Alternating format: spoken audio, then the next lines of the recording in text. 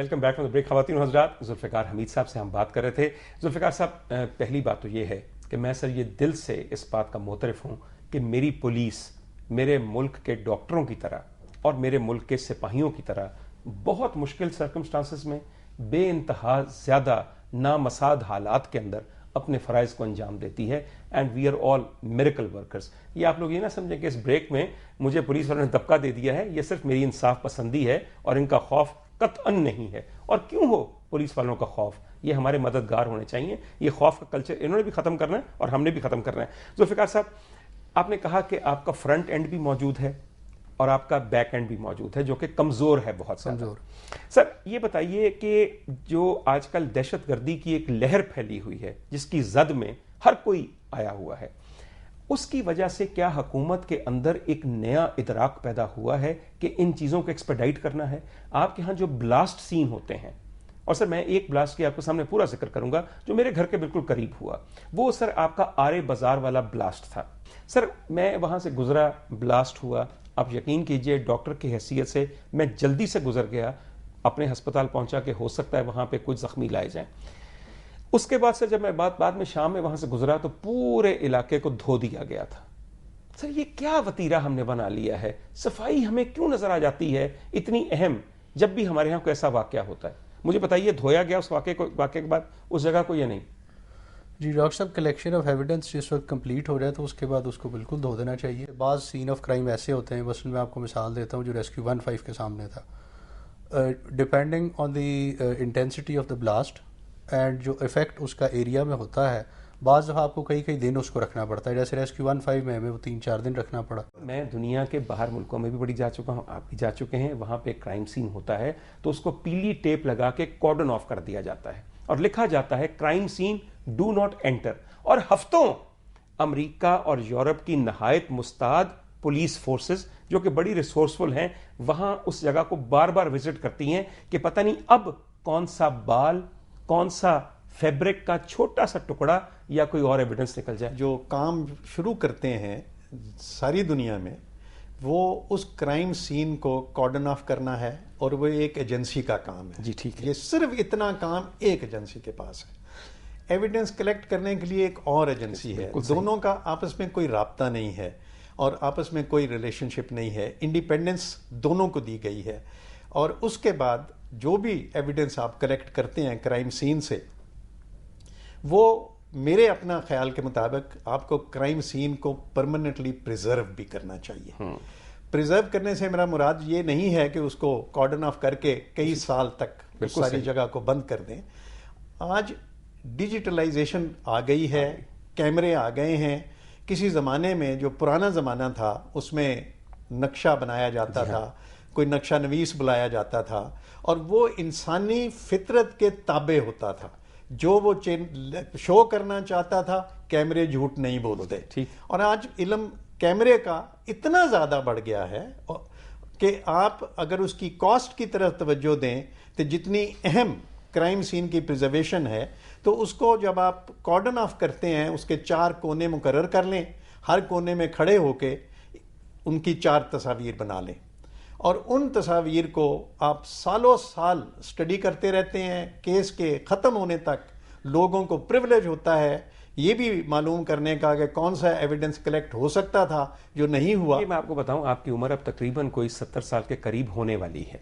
मैं 75 साल का हूं। मैंने तो कुछ अपनी उम्र का भी तो ख्याल करना था ना कि अगर आप 75 साल के हो गए तो मेरी कहाँ कितनी कम होगी।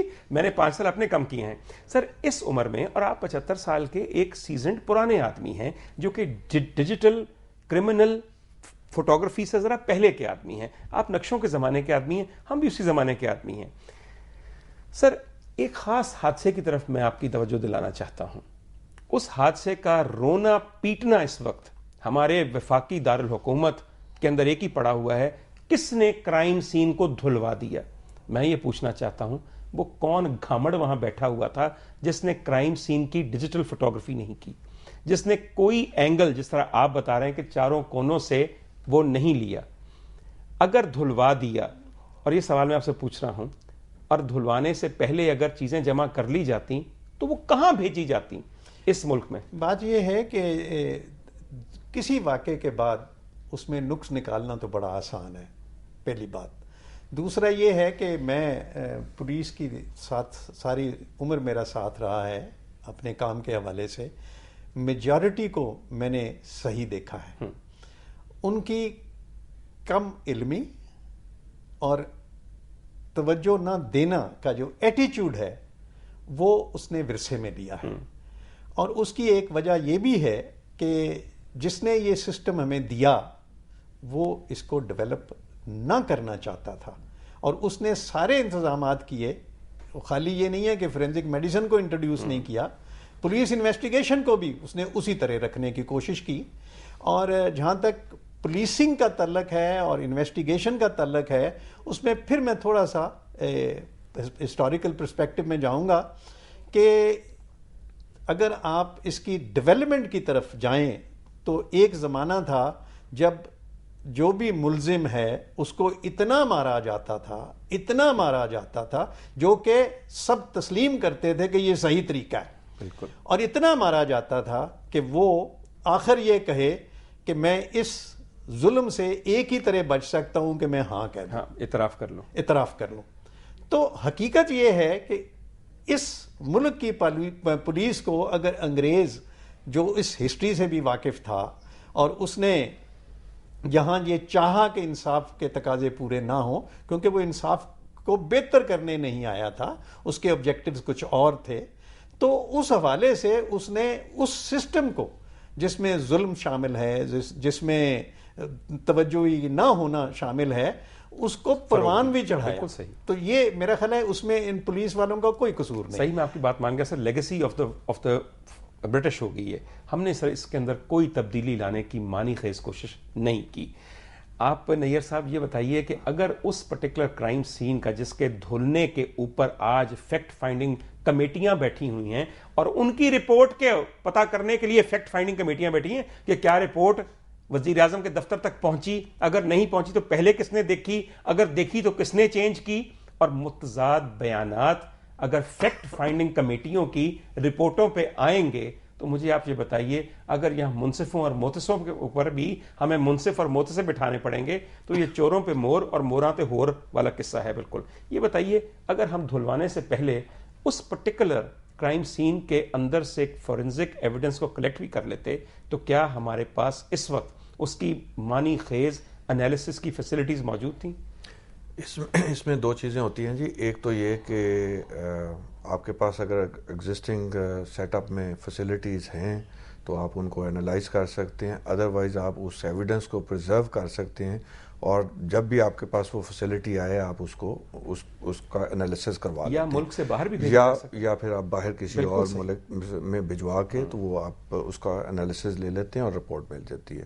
دوسرا جو آپ نے بات کہی وہ یہ تھی کہ جی آپ کی چین آف کسٹڈی اور یہ جو باقی جو پروسیسز ہیں اور جو انفلوئنسز ہیں وہ افیکٹ کرتے ہیں انویسٹیگیشن کو بھی، وہ ایویڈنس کلیکشن کو بھی، پروسیکیوشن کو بھی، اور جوڈیشل ریویو پہ بھی اس کا امپیکٹ اور افیکٹ آتا ہے. This is unfortunate. We have to take care of that. خواتین حضرات ایک بات بہت اعلیٰ جو بات آپ کر رہے ہیں وہ یہ کر رہے ہیں کہ ہمارے ہاں انصاف کی راستہ جس وقت ہم چلنا شروع کرتے ہیں تو بہت سے رہزن اور قزاق ایسے ہیں اور ایسے ڈاکو ہیں جو اس رستے پہ ہمیں پڑھتے رہتے ہیں، اور انصاف کی منزل تک پہنچتے پہنچتے یا تو ہم خود ان کا شکار ہو جاتے ہیں یا کسی اور طرف بھٹک کے نکل جاتے ہیں. چھوٹی سی بریک ہے، اس کے بعد ہم دوبارہ آپ کے پاس آ رہے ہیں.